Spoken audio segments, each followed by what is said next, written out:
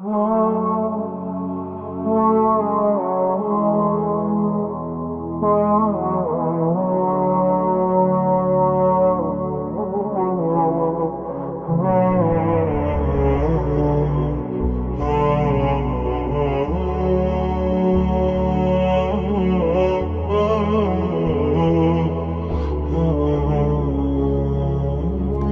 الله الرحمن الرحيم.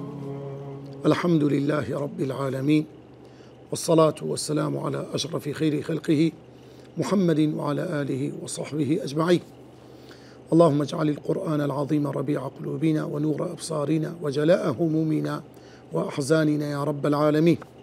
اللهم اجعل أعمالنا هذا خالصا لوجهك العظيم، ولا تجعل لأحد فيه منه شيئا يا أكرم الأكرمين. بەڕێزان خۆشەویستان، خۆشحاڵم لە زنجیرەی پازدەهەم لە تەفسیری سوورەتی کەهف بە خزمەت ئێوەی بەڕێز و خۆشەویست بگەینەوە کە ئێستا لە ئاەتی ژمارە 92 هەتا ئاەتی ژمارە 101 بە خزمەت ئێوەی بەڕێز و خۆشەویست دەگەینەوە. لەو چەند ئاەتە باسی هەر بەردەوام دەبین لە بابەتی ذوالقەرنەین تەواوکەری زنجیرەی پێشوو دەبیتن ئینشاءالله. پەیوەندی ئەو چەند ئاەتە ئێستا لەگەر ئاەتەکانی پێشوو، لە ئاەتەکانی پێشوو خوای گەورە سوبحانەهو وتەعالا باسی ذوالقەرنەینی کرد کە ئەو پادشایکەوە توانی دەسەڵاتەکەی خۆی و بڵاوکردنەوەی عەدالەت و دادوەری بڵاو بکاتەوە لە ڕۆژهەڵات و لە ڕۆژئاوا زەوی هەموو گەڕا بۆ ئەوەی کەوا دەسەڵاتی خۆی بسەپێنی بۆ دادوەریکردن و هەروەها ڕایکردنی ئیش و کارەکانی ئەو خەڵکی سەرڕووی زەویە. ئەوەش بە هۆکارێک بوو، تاکە هۆکارێک ئەویش هۆکاری زانست و زانیاری ئەو ڕێگایی گرتە بەر، یعنی ڕێگای زانست زانیاری وەکو زانایان دەفن ثم ئەتبع سەبەبا، واتە بەکارهێنانی زانست و زانیاری بۆ مەبەستی پەیداکردنی هێز و دەسەڵات بەو دوو باڵەتوانی ئەو دەسەڵاتی خۆی بسەپێنی لەسەر ڕووی زەوی. لەو چەند ئاەتە پیرۆزانەدا تەواوکەری بابەتەکەی هەر ذوالقەرنەینە باسی هاتینی کۆتایی هاتینی دنیا دەکاتن. طبعاً یان لە دواییدا تەواوکەری ئەوەی کە دوای ئەوەی گەیشتە مەغریبە شەمس ڕۆژ ئاوا و لە دواییدا گەیشتە مەطلع شەمس ڕۆژ هەڵات. ئێستا ذوالقەرنەین گەشتێکی کە دەکە بە ناو خەڵکانێکی تر کە دەگات بە خەڵکانێک، بە گەلێک، بە نەتەوەیەک زۆر بێدەسەڵاتن، مەزلوم و ستەم لێکراون و لەگەڵ ئەوەیدا خەڵکێکن هێز و توانە و دەسەڵاتیان نییە لە مەسائیلی عەقڵ و ژیری و زانست و زانیاری زۆر دەستەوەستان و زۆر فەقیر و هەژارن لەو بوارەشدا. تەوەری دووەم لە تەفسیری ئەو چەند ئاەتە واتا و مانای وشەکان خەرجەن یعنی بات کرێ، سەدەن بربەست، فەئەعینونی بقووە هاوکاریم بکەن بە هێز و بازوتان،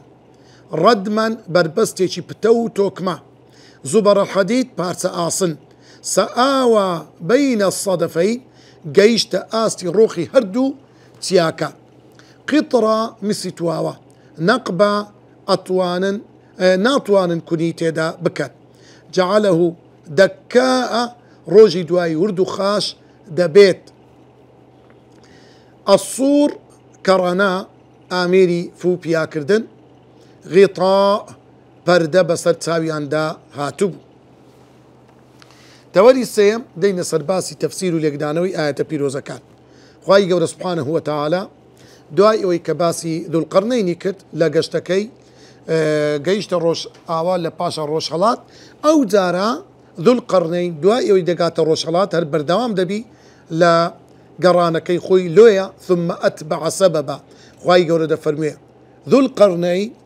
دوای ماوەیەک کەوا ئەو گەشتە دوور و درێژەی کرد بەلای ڕۆژهەڵات و ڕۆژ ئاوا،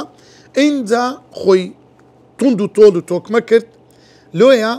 ئەو هۆکارەی کە پێویستی بوو بیگرتە بەر بۆی بگات بە مەبەستەکەی خۆی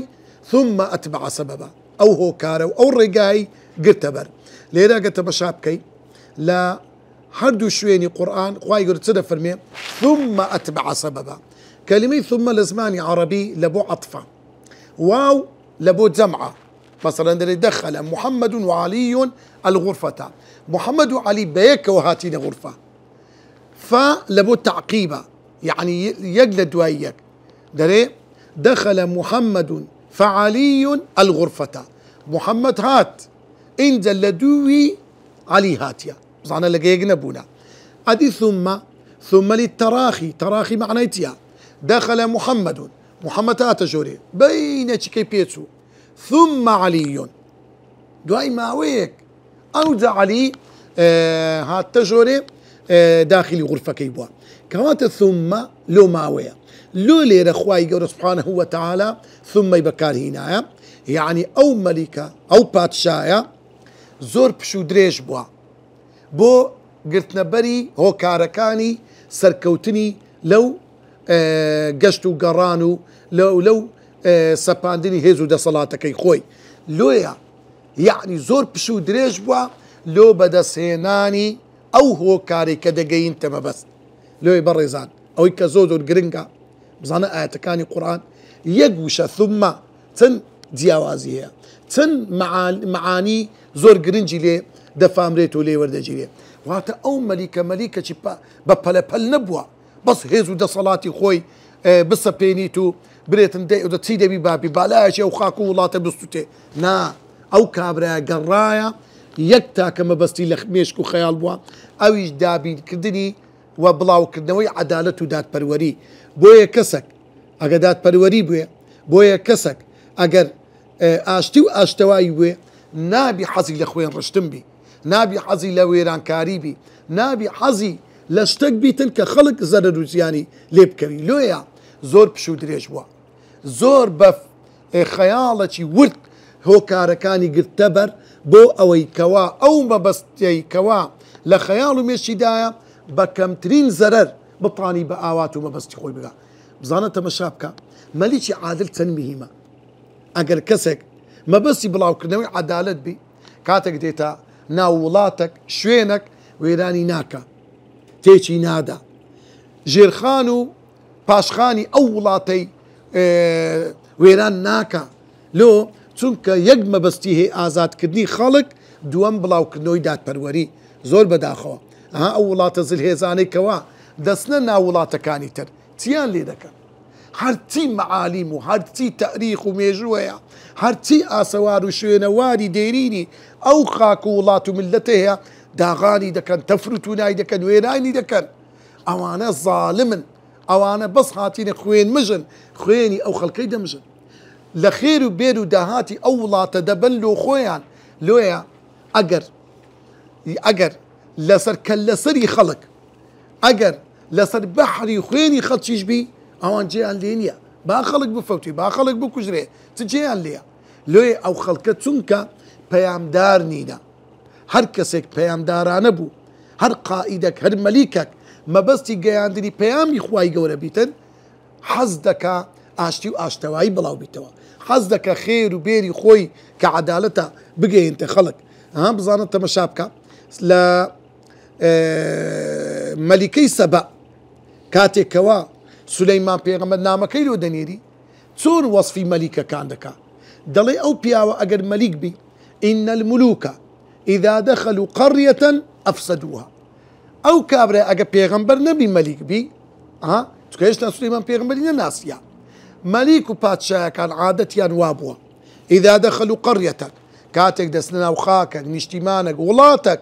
بما بس داجير كردن أفسدوها تيشي ددن خرابي دكن ويراني دكن هيش تشي لشوين يخوي ناهي النوا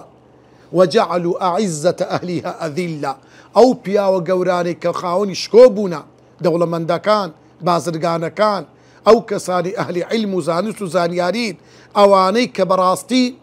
يعني كساني زور بريزن جعلوها أذلة وجعلوا عزة أهلها أذلة ذليل عندكن سوق الرسوان عندكن ديان كوجن لناوي عندبن تنجي أم بهلدة الخاكة ولاتك يام بدي بيلن لويا أواي نكر ذو القرنين ثم أتبع سببا زور بزواني أو بيداويستي بيويستي بو لو جيشتن بمبستكي خلو أو شوينا بدزواني آمد باشي لبو كرت حتى إذا بلغ بين السدين وجد من دونهما قوما لا يكادون يفقهون قولا. تاكو دواي أو آمد باشيا حتى إذا بلغ بين السدين تاقيشتا الشوينك أو شوينا دولك بوا، يعني دو بربست بوا، دو بربست دو تسياي زوزو القورة بوا، أو تسياي لو لا بوا يك تسياي لو بري بوا، لنيوان أو دو تسياي وكو دولك وكو شيوك وكو شوينك نورايو نزمايي لو يندري بين السدين لو لنيوان أو دو تشيوا لنيوان أو دو تسياي قوريا لبشتي أو تشيوا وجد من دونهما لنيوان أو دو تسياي تهبوا قوما قالك نتويك خلتشك يعني أو كابرها أو ذو القرنين يعني تيكر ديا هستا قرايا هل خلقك توساوبي هل خلقك دور بي لزانو سوزانياري هل خلقك ببجبي لما في آسايجيان هستا تسوى رزقار يعني كرديا خلق النزانة كي تيجي عنديا خلق توساوى كي ما في لبور قرتينوا دات بروري بلاو كرتوا زانا عمليكة تنقور أبوا زانا كاتك دستا مغرب الشمس تمشارك قومك يا كأو قوما استملكناون لو يتصدرين درين هذا القرنين إما أن تعذب وإما أن تتخذ فيهم حسنا خلقك ظلما لنك يا وتدست يا مقر ظلما لنك زانا قال أما من ظلم فسوف نعذبه ثم يرد إلى ربه فيعذبه عذابا نكرا أو يستمي كربي تولي لي دكمو لينا قرم دستي دقرم كل دقرم ظلم لأيوب كريم وكاتك دستروش حالات قومي شتردبين أو خلقا لا ما في السادة وساكارادي جيانيان ببشن ويدلو برجيان لبدانيا ما لخانيانيا لعقل فكر زوزور غريب حالو كم حالو كالفامن بويدتي بهاواريان دي اوانيش ديتن كوا رزقاريان دكا لو نهامتي وناخوشيا او دار او دتسيت اللاي بين السدين لنيوان او دو تشيوا لو دولدا وجد من دوني ما لنيوان او دو تشيوا تسيا قوريا قومتي قوما قومك لوي دجي قلق دجي لا يكادون يفقهون قولا زور بآصاني لقصة كان ندق يشتر يعني قلقك بنا حتى لقصة كردنيان قصي آصفيري قصة نبونا لو ديار أو قوم إنسان بتفيري زمان دبيتن زمان بيدرين لغة التفاهم وات زماني ليك جيشتن يعني زود زاريو كابرا كرولارا زماني ديا بلام لغة تفاهم لك نويتيها إشارية بإشارة يعني ورا يعني برو يعني وابكا بإشارة كان طواو لغة إشارة لك نويتي دقا لويا كاين إنسان زماني بالاو دبي كاين إنسان زمانك باشي دبي كبطاني بكرترين وشا خلشي برامبري تيبقيني أو كسيكوا يكم زان سوزان ياري هبي يا خالي يكم أويا لبواري كومالاتي تيكلبي من دار كاين فيري قصي دبي لو كاتك الدو عائلية لو يكمين لغة من دالك فير دبي لغتي داتشتي تقول داتشي زور نيزيكا لنا وبرو باوشي داتشتي قسكاني داتشي دوباره دكاتوا لغي او عائلي خوي ورده فير دبيتن عند او من ضالكاتي كدستا كتاب خانه كشاده برنامج بدزي او من ضاله للغتي او زانستي كهيتي زوزر كارامو زيده كل هاتو دبي كوات دو خال زور جرينجا لوي انسان زماني بالاوبي يكمش بواري كومالاتي هندك كسيا زور مدرسان دبيني زور دقريو دصوره زور تيكلا لقى خلق ميواني زور ديو زور ميوان داري دكا لو ما شاء الله دي لبلبانه لقصه دري بلبله لقصه داناميني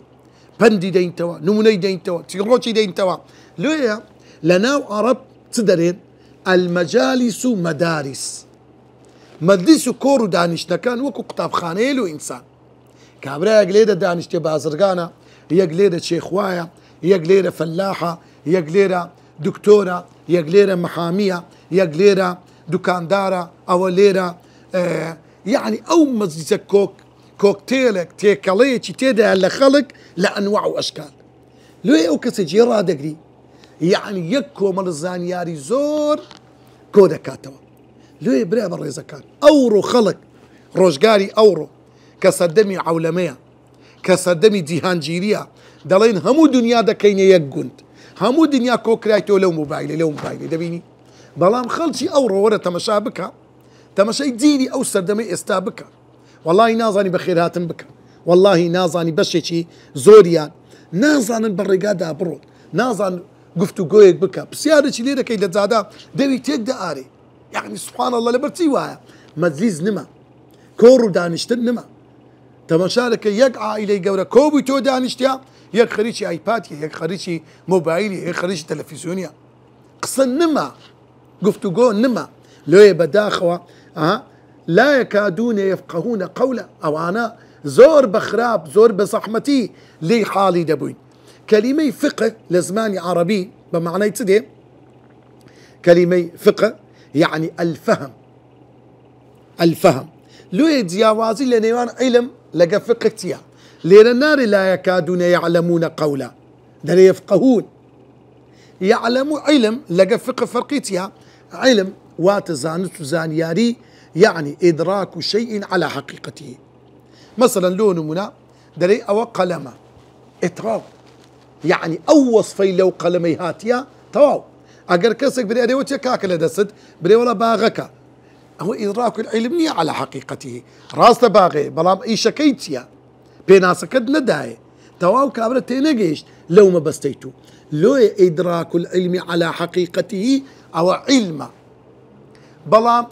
أدي فقهتيا يعني الفهم تيجيشتن زور كسيا أتشتكي بيدري دري أو اشتوايا بلام تيناقا لو نمونا هندق مصطلحات الزاراوة هي إلا أهلي اختصاصي خوي تيدقا. مثلا لو نمونا كابراك باسي بروتونو أو بابتاني بابتي فيزيائي أو دستواجو أو هاو تشيشان بكا أو أهلي اختصاصي خوي دي بتيناقا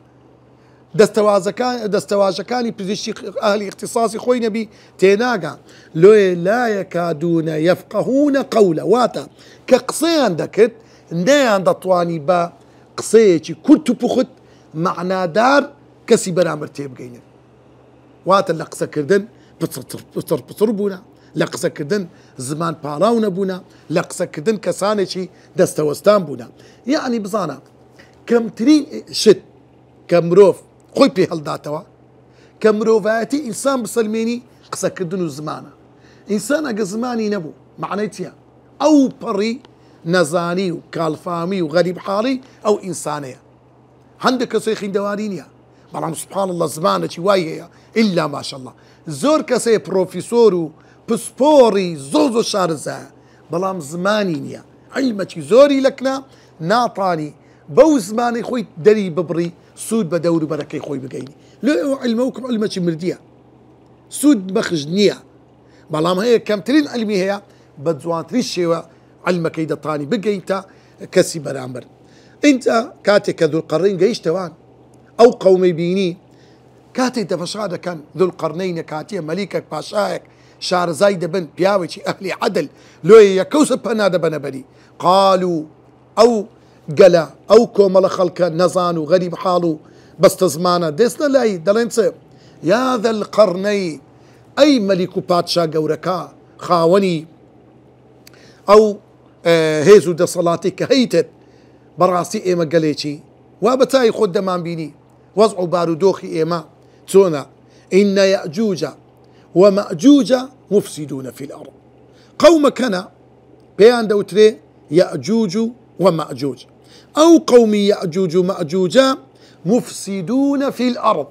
براستي حرتي خرابكاري وتقدري آجا وجيرية لو زويي إيما في الأرض مقصدي هم زوينيها أو زويي إيما تيدادشين أو أنا بلاو دكنوا أو أنا حتى خرابة كارية دكان برامبر بإيما لو يبرزان وخوش يستان أجا سيد بكي هر والله هر قلق هر نتويك أجر استملك راوبو أجر كسيشي ظالم دستي بسريان داقت سبحان الله نابنا خاوني زماني خوشيان لا تنسى ناطن قصة كان در ببرون لويا آزادي داد پروری يعني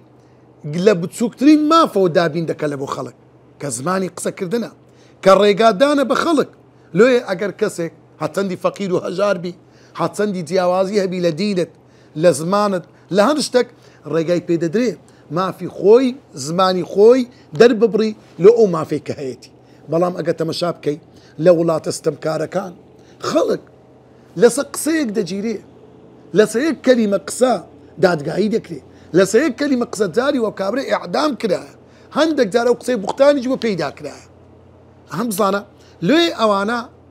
مافی قسەکردنیشیان نەبووە ڕێیان لێگیرایە لێ ئەو یەئجوج و مەئجوجە دەڵێن قەومەکن مفسیدونە فی الأرض بەڕاستی فەسادی و خراپەکاری بڵاو دەکەتەوە ڕاستە لە ئێمە دوونن بەڵام ناوەنەوە بە سەدمان دادەدەن دەستدرێژیمان دەکەنە سەر لۆیە داوان لێ دەکەین ئەی ذو القرنین فهل نجعل لك خرجا على أن تجعل بيننا وبينهم سدا فهل طبعا لێرە بزانە شێوازی پرسیار بەکاردێنن وەکو ئادابك لۆیە ئەگەر ڕێگامان بدەیت ئێمە ئەگەر ڕازی بی فهل نجعل لك خرجا ئایا خرج لێرە بەعانەی کوردەواری خۆشمان دەری خەرجی وەنیا یعنی ئایا کرێیەکت لۆ دا بنێ پارەیەکت پێ بدەیت ئەگەر ڕازی بی پارەیەکت پێ دەدەیت لە مقابل و بەرامبەر چی على أن تجعل بيننا وبينهم سدا ئەتو پیاوەکی بەهێزی خاوەنی کەسانێکی زۆری لە سەربازەکانت لە خەڵکەکانت لێ ئێمە پارەمان هەیە پارەت پێ دەدەین بەڵام لە مقابلی ئەوەی على أن تجعل بيننا وبينهم سدا لە مقابلی ئەوەی وەرە بربەستێکمان لۆ دروستکە لە نێوان ئێمە و ئەو قەومی ذوالقەرنەین ئەو قەومی یەئجوج و مەئجوجە لۆی هێرشمان نەتوان جاریشتر هێرشمان بکەنە بەر بکەنە سەر لۆی نەمان چەوسێنەوە ستەممان لێ نەکەن ئێمە ژیانمان نمایە کەمترین مافمان پێ ڕەوا نابینن هەموو شتێکمان تێک و پێک دەدەن لێ داوان لێ دەکەین ئێمە پارە و پولمانەیە بەڵام چ لە پارە و پولێک بکەین ئەگەر ئێمە نەتوانین بە ئازادی بژین لێ بەڕێزان و خۆشەویستان گرنگترین شت لە ئیسلام لە ئاینی پیرۆزی خوای گەورە دادپەروەری و ئازادیکردنی خەڵکە لێ ئیمامی عومەر ڕەزا و ڕەحمەتی خوای لەسەر بێ زۆر بە تووڕەییەوە دەڵێ متى استعبدتم الناس وقد ولدتهم أمهاتهم أحرارا كي الرواية إيوة حتى كيني إيوة خلق جير دستدكن خلق دكن عبدي خوتان خلق دكن بكويلا لو كاتي دكوا أو من دالانا أو خلق لدايتش خويان بونا بآزادي لو كاتي كوا خواي يقول سبحانه وتعالى أو مروفي بآزادي خلق كلوا درس وقد ولدتهم أمهاتهم أحرارا لدايشيان بآزادي لدايك بودا ايوه لو دايان تسوسينوا اوه قولي آزادي لإسلام دا نابي هيت كتسك ما في بيشيل بكري همو خلقك دبي ما في بي بدري عند ذو القرنين دلي قال ما مكنني فيه ربي خير تنزوان ولا ميان داتوا بزانا مليتي عادل تساوي لدستي خلق نية تساوي تسلوق نية مالي خلشي داجير ناكا تساوي لدستي خلشي نية كتوساون لو يتيان بيدري قال ذو القرنين دلي ما مكنني فيه ربي أو هيزو دا صلاة تواناو جيجيري و بيجيري كخوا ببني داوا لهيزم لدا صلاة بلا بلكايتي ما مكنني فيه أو كأمن استاتيدا كوا ما مكنني فيه ربي أو كخواي قولة برودقاري من ببني داوا سن متواضع عن قصيدك ناري هيزو دا صلاة كم جيش كم نا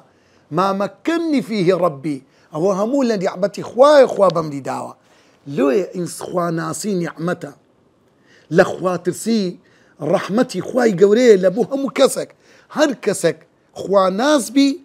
اگر بزيشك بي اگر مليك بي اگر سوروش اولاد بي اگر وزير بي اگر عبد بي كل اگر هر كسك بي نعمته ورحمته هم لبو خوي هم لبو دولو بركي خوي بلام خوانا ناسي زحمتيا خوانا ناسي دبيت هوي لود برزي خوبة قورزاني دبيت هوي فرعونيته عنجهيتك أو إنسانة لمرفايتي دربتي ببيت درندا خواب نامم دا بلام ذو القرنين زور ما متواضعانا ما مكنني فيه ربي أو إمكانية تواناي كخواي قورة ببني داو استأمنتي دام وكنازو نعمتك خوا خير زور باشترا كلمة خيرون يعني أفضل زور باشترا لهم الدنيا لهم اشتكى ايوه بيتان باشترا ولا مقابلي او كريك ايوه عرستان كديا كداتان كري بدنا من امن في كابراشي مليكم مەبەستی منەوەی دادپەروەری بڵاو کەمەوە چاوم لە ماڵی ئێوە نییە هاتووم خۆبەخشانە ئیش و کارەکان ئەنجام بدەم ئەجعل بەینەکم وبەینەهم ڕەدما بەسەر چاو فەئەعینونی بقووە بۆیە هاوکاری من بکەن ئێوە بەهێز و دەسەڵاتتان با گەنجەکانتان ئەوانەی پیاوی ئیشکردنن با بێن هاوکارم بن بقووە بەهێز و دەسەڵاتی خۆتان ئەها بزانە تەمەشا بکە ئەو مەلیکە دێ وزەی وان بەکاردەینی فێریان دەکا کاکە بۆ خۆتان هەستن سەر پێ بەدەست و ڕەنجی خۆتان هەوڵ و کۆشی خۆتان سرف بکەن بۆ ئەوی کەوا مافی خۆتان بەدەست بێنن لێ داوایان لێ دەکا فەئەعینونی بقووە بەهێز و توانای خۆتان یارمەتیم بدەن پارەم ناوێ بەڵام پێویستم بە هاوکاری و پشتیوانی و هێز و توانای گەنجەکانی ئێوەیە ئەگەر ئەجعل بەینەکم وبەینەهم ڕەدما بەسەر چاو من لە نێوان ئێوە ئەو ذوالقەرنەینە ئەو یەئجوج و مەئجوجە ڕەدمەچی دروست دەکەم یعنی بزانە ئەوان داوای سەددەیان کرد سەددەیەکمان ذوالقەرنەین گوتی بربەستێکی ئەو تۆتان لۆ دروست دەکەم زۆر پتە و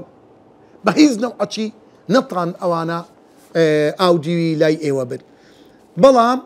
بەو نەوعەی دروست دەکرێت ئاتونی زوبەر الحەدید ئێوە هەندێک وردە ئاسنم لە بۆ بین کەلیمەی زوبەر یعنی وردە ئاسن پارچە ئاسن یعنی هەندێک وردە ئاسنم لە بۆ بینن ئەو وردە ئاسنە حتى إذا ساوى بين الصدفين قال انفخوا عند لو كاتدا بارتا أصنا كاني خست سريك يعني ديارتي كرديا حتى أو دوتيا كبوا حتى جيشت آستي لوتكيتيا كان هر دوتياك أولا لو إن الرأسني أو هلنايا دروسي كرديا بارتا أصن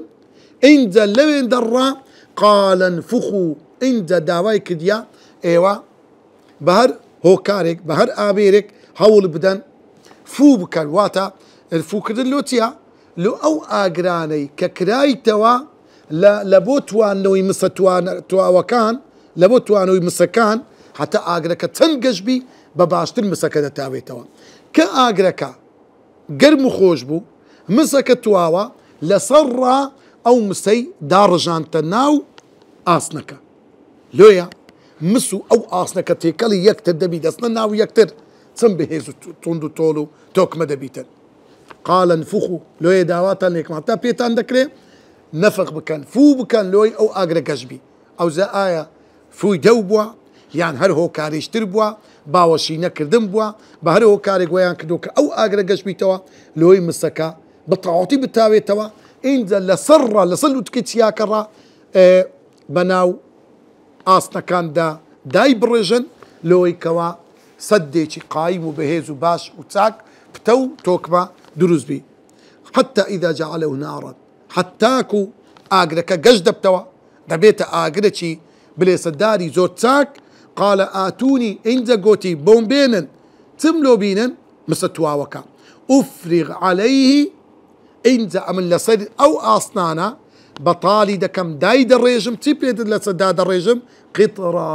کەلیمەی قیطڕا واتە مسی تواوە طبعا مثلەکە ئاستی ئەگە تێکرد کرا ئاسن بە قووەتە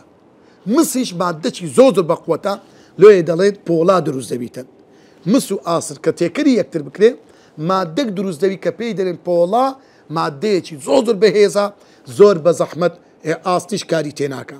فما استطاعوا أن يظهروه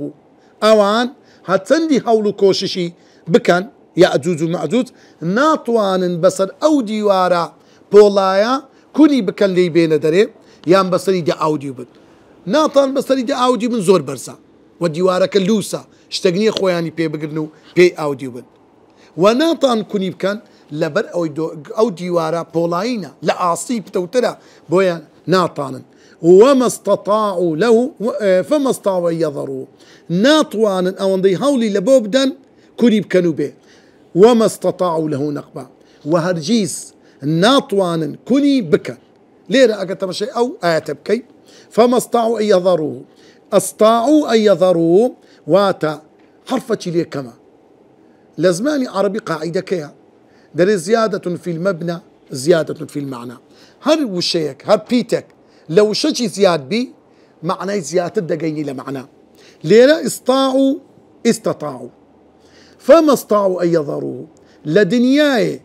هرجيس لوتي أو بربست دروس كرايا بهيز نوعك ناتوانن بسري دا أوديو بن يان ببرنو ديو كيتر ناتوانن بلام نتوانين كيان حتى هتاينيا وما استطاعوا له نقبا بلام لبوكن كردن هرجيز ناتوان كوني كان لويا بزانا ليرة فما استطاعوا يظهروا ناطان لي بين دريه يعني وما استطاعوا له نقبا وناطان كونتي تواوي بكن لي بين دريه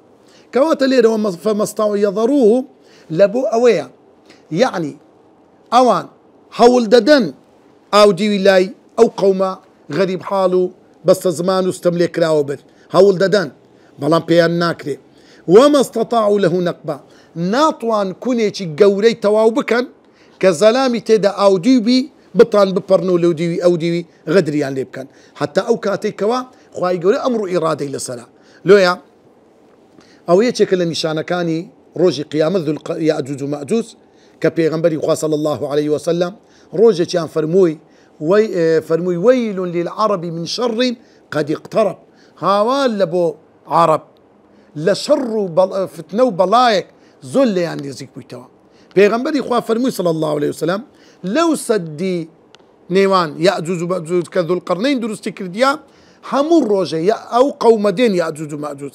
بقدراي أوان دا بيغمبر حلقه كرد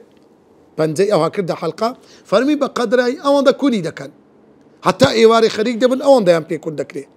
إيواري درون دلين بياني دينوا لبو روجي دعاي دينوا حتى أو كاتك أخوة أمر إرادي لصلاة للروجي قيامته كاتب بياني دينوا كنا كوتش خوي قباد بيتك أخوة أمر إرادي لصنية أوانا بين دري حتى أو كاتك أخوة أمر إرادي لصلاة كاتك كدين كنا ديوارك كن كان درون دلين بياني دينوا يكشيان دلين دزان لو إيش كي بصير ناقري لوريو إيمان نارين إن شاء الله أقبرين إن شاء الله بياني دينوا أو كنا برناب توا وكو خوي دمينة توا لبروجي دواي جورتري دكي بكوش بركتي وشيء إن شاء الله وادكين إيما دبرنو أو كاتي كوا يقل نشان كان روجي قيامته كيأجوز ومأجوز بناو خلشي دا بلاو دبنوا كيتشي كلا نشان هر جورا كان بيغمبري خواد فرمي صلى الله عليه وسلم أو كاتي كوا براستي حتى إذا فتحت يأجوج ومأجوج وهم من كل حدب ينسلون حتى أو كاتي كوا يأجوج ومأجوج بلاو دبنوا دا درجين بناو تيقراي ولاتو خاكو سروي زوي كوا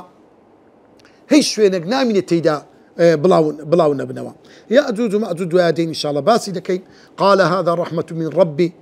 إنزا قال ذو القرنين قوتي هذا أويك أمل لبو إيوام كير رحمة من ربي براسي أو رحمتك خواي قوريا واتا سباتي خواي قوري لصدكم بشانو بازوي خومنيا أو نعمتك خوايا أو رحمتك خواي قوري لقرم دي كرديا فإذا جاء وعد ربي جعله دكاء هركاتي خواي قوري سبحانه وتعالى بليني دا وعد بليني خواي قوري هات كوا وعد بليني خواي قوري أويا كوا أو دنيا لبين بتي ويران بي ناميني لويا دفرمي جعله دكاء خواي قوري سبحانه وتعالى أو سروي زوي حموي تفرتونا دكا حموي دكيت خود وتوس هيش تقل سروي زمينين نامينيتا جعله دكاء يعني أوسدي أمنيش كدرستم كديا كبدريجاي زبانا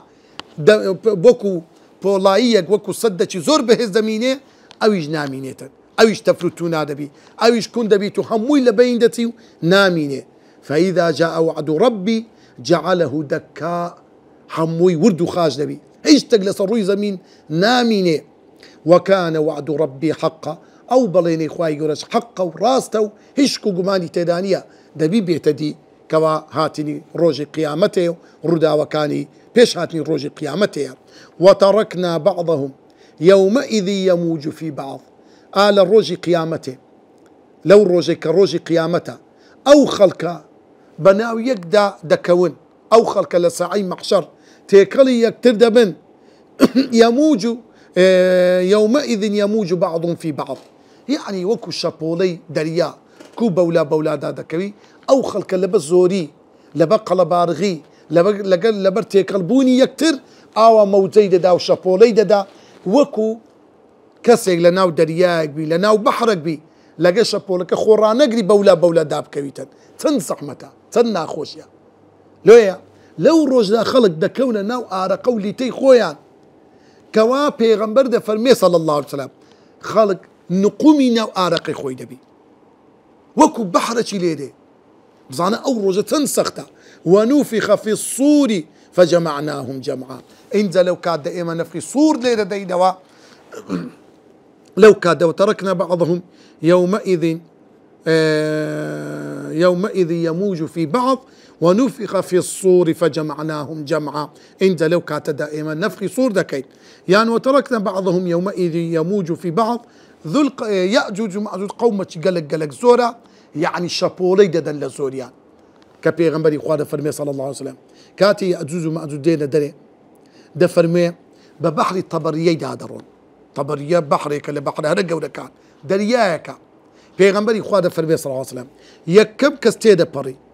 آخر كز لا يأجوج ومأجوج أواني دواي دين دلين أري دري إيري والرجق لرجان تراتي تيدابوا يعني سبحان الله خلقك هنده زورن هرتي دي آوي لي دخواتوا أو درياي وشك دكان دبي عددي تومبي سبحان الله دبي شماريان تومبي كبناو زي بلاو دبناهم لدواي أو نفخ في الصور فجمعناهم جمعا إن أما نفخي الصور دي نفخي دوام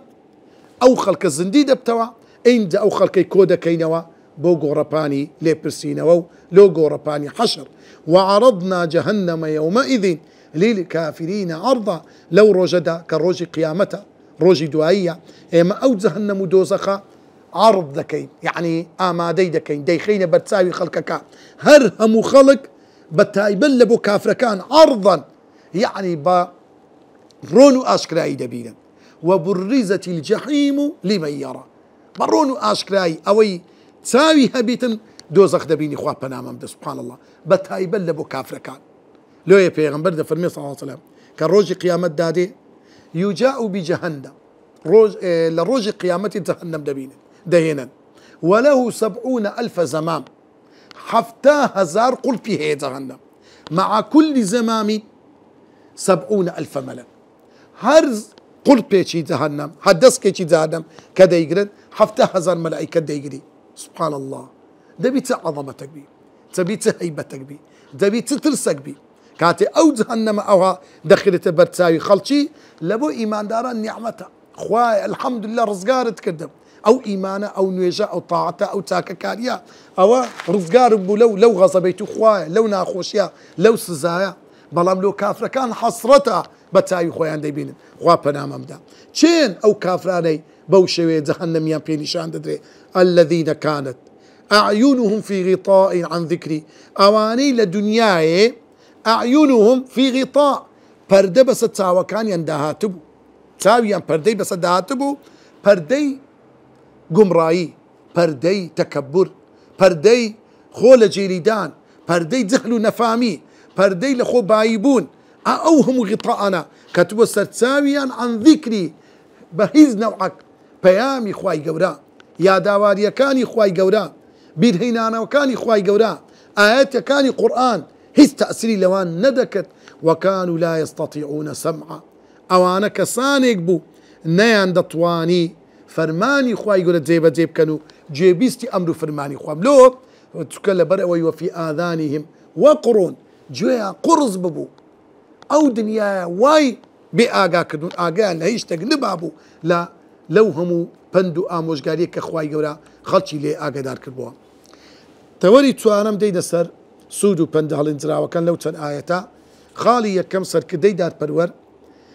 خمخوري خلشي دفا مستملكراو دخوات استميان لسلادة دات بكاريناني هوكاري خو باراسن لشر باشترا لرو بروبونوا لويا بربستكي دروس كد نيقو دات شريان لقدك مادام هوكارك هبي كإنسان بطاني وكو دز جيرك لنيوان خويو كسي برانبري خراب بكار بيني أو باشترا خالي دوام زمان هوكاري لك تيجيشتن وجيشتنا بآمات بويا مروف چەند شارە زەی زمان بێت ئەوەندە مێشتی فراوانتر و ئاستی زانستی زیاتر دەبێت لێ زمان بەڕاستی شەرنیە هە زمانی خۆت زمانی کە ئینسان شارەزابی بەڕاستی باشتر و چاکترە متمانەی خەڵک بەسەرکردا چارەسەری زۆرانێک لە کێشەکانە پێویستە سەرکردە خەڵکەکەی ژێردەچی نەچەوسێنێتەوە بە بات وەرگتن بەڵکو پێویستە فێری کارکردنیان بکات بە هەرەوەرزی کار هەموو کارێک سانا دەبێت لێ ئەو خاڵێکە زۆر گرنگە بزانە ملت ئەگەر بەڕاستی سیقە و متمانەی بە کە سەرکردەی خۆی هەبی بۆ خۆی پارەی داتە بەردەست ها کاکە خاک و وڵات و نیشتێمانەکەمان ئاوەدام بکەوە بەڵام سەرکردەی دادپەروەری خواناس چاوی لە ماڵ و مافی خەڵکی نییە لێ وەرناگری بەڵکو دەرێوەرە کاکە هاوکار بن لەو ئاوەدانکردنەوەی ئەو وڵاتەمان خاڵی چوارم پاداشتی خودای گەورە باشترە لە ماڵی دنیا کاری خۆبۆخشی کاری خۆبەخشی شتێکی زۆر پیرۆزە خاڵی پێنجەم مسی تواوە و ئاسن پۆڵای لێ پێک دێت کە زۆربەی پیشە سازیەکانی کۆن و نوێ بۆ کاری زۆر گرنگ و گەورە بەکاریان هێناوە خاڵی شەشەم پێویستە مسلمان هەر کارێکی ئەنجام دە سوپاسی خودای گەورەی لەسەر بکات سوپاسی هەر نیعمەتێک بە شێوازی تایبەت بەخۆی دەکرێت نیعمەت و چاکەی هێز و دەسەڵات و چاکەکاری و هاوکاری خەڵکانە خاڵی هەفتەم دەرکەوتنی یەجوج و مەجوج یەکێکە لە نیشانە گەورەکانی ڕۆژی دوایی خراپەکار و چاکەکان لە ڕۆژی دوایی لێک جیا دەکرێنەوە خاڵی هەشتم چاو و گوێ هۆکاری وەرگرتنی زانیاری و هیدایەتە چاو کاریگەری لەسەر گوێ دروست دەکات ڕوونکردنەوە بابەتی تەوەری پێنجەم کاری چاکە و خۆبەخشی دروستە کرێی لەسەر وەربژیرێت بەڵام وەرنەگرتنی کرێ باشترە لە وەرگرتنی بە تایبەت بۆ سەرکردە و بانخواز و ئەو کەسێک کە خەمخۆری دینە خاڵی دووەم بەندکردن و دوورخستنەوەی کەسانی زیان بەخش لە ناو کۆمەلگا دروستە و کارێکی باشە هەروەکو لە شەریعەتی ئیسلام کەسێک داوێن پیسی بکە لەگەرەوەی حەدی لێ دەردەدرێ حەدی لێ دەدرێ 100 دار ئەگەر بەسەران کوڕە گەنجەکە یان کچێکە کە شووی نەکردیان کوڕەکە ژنی نەینایە 100 داری لێ دەدرێ بەڵام لەگەڵ 100 دارەکەش دەبی نەفی بکرێتن 1 ساڵ ئەو کەسە نەفی بکرێت لۆ ئەوەی ئەو شوێنێ کە دەقی بە تاوان و گوناح گرتیا لێ دوور بکەوتەوە و واروەها واز لەو گوناح و تاوانە بینیتن بابەتیشتر هەیە طبعاً بابەتی سەر یەجوج و مەجوج باسمان کرد قەومێکی زیان بەخش و شەڕانگێز و خەڵکێکی خراپەکار بوونە هەبوونە طبعاً ئەو دوولقەرنینە ئەو بربەستەی دروست کردیا هەتا ڕۆژی قیامەت کەوا پەیدا دەبن ئینجا کە پەیدا بوو پێغەمبەری خوا صلی الله عليه وسلم باسی کردە کە ژمارەیان گەلک زۆرە بەناو خەڵک بڵاو دەبنەوە ئینجا لە دواییدا کە ئەوان هاتن ناو خەڵک فەسادی و خراپێکی زۆر بڵاو بۆ لە دووی دەجال دێ ئینجا لە پاشان ئیسا پێغەمبەر دێتە خوارێ برین دەجالی دەکوژی لە دواییدا طبعاً یەک بێک ئەو دەنیشانەی کە پێغەمبەر باسی کردیا کو تەزبیحەک خەناوکەیەک بپچڕێ حەداوی قڵەکی بکەوتە لایەکی بە خێرایی دابڕژێ ئەو دەنیشانە یەک لە دوای یەک دێ ئینجا لە دواییدا ڕۆژی قیامەت دادێت و نەفخی سووری یەکەم لێ دەدرێ بەو شێوەیە هاتینە کۆتایی ئەو زنجیرەی دەرسی ژمارە 15 دەپاڕینەوە لە خوای گەورە لێمان قبول بکە خوای گەورە عاقبەت خێرمان بکە ئەوەی وتمان و دەیلین و دەیکەی خوای گەورە بە ئیخلاص و لێمان قبول بکە وصلى الله وسلم على سيدنا محمد وعلى آله وصحبه أجمعين.